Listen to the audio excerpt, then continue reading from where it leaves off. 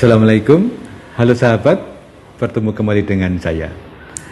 Beberapa video saya membahas tentang pemeriksaan genomik atau genetik untuk menilai apakah seseorang mempunyai risiko menderita sebuah kanker pada rentang sisa hidupnya. Sahabat sekalian, saya mau cerita sedikit terkait hal ini. Pada saat itu saya belajar di Leiden di Netherlands, sekitar jam 3 sore saya melihat rencana operasi besok. Saya buka-buka status. Salah satu pasien yang rencana operasi besok adalah seorang nyonya, anaknya 2, usianya 37 tahun, dan direncanakan laparoskopi ovarektomi. Artinya indung telur kiri kanannya diangkat dengan teknik laparoskopi, dengan operasi yang menggunakan kamera itu. Nah, karena memang saya ikut operasi tersebut, saya cermati lagi datanya. Dari imaging atau pencitraan, ovarium itu normal, tidak ada kista, tidak ada tumor dan sebagainya. Kemudian organ ginekologi yang lain juga normal.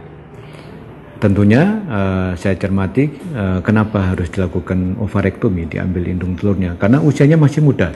Tapi kalau nanti diambil indung telurnya, nggak punya hormon, tidak haid, tidak bisa tambah anak, dan pasien tersebut harus menggunakan terapi sulih hormon atau hormonal replacement terapi dalam jangka panjang.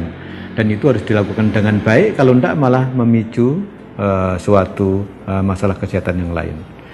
Setelah saya cek, ternyata sudah ada hasil pemeriksaan genomik atau genetiknya. Salah satu yang diperiksa adalah mutasi dari gen BRCA1 dan 2. Nah, dari berbagai mutasi yang diperiksa dan dari pedigree atau riwayat keluarga, disimpulkan bahwa risiko pada pasien ini menderita kanker ovarium pada rentang sisa hidupnya adalah pada kisaran 70%. Nah, sekarang baru make sense nih. Oh, ternyata rencana diambil ovariumnya adalah karena risiko yang cukup tinggi menderita kanker ovarium. Jadi dari cerita ini kita lihat bahwa pemeriksaan genetik pada orang-orang yang masih sehat memang bisa dan tanda kutip perlu dilakukan untuk kemudian menjadi suatu dasar untuk melakukan konsultasi dan mendapatkan pilihan-pilihan. Tentunya tidak sama antara orang dengan orang, karena di bidang kami, bidang onkologi atau kanker itu selalu berlaku personalized medicine, pengobatan yang tailored, artinya dibentuk atau disusun orang per orang.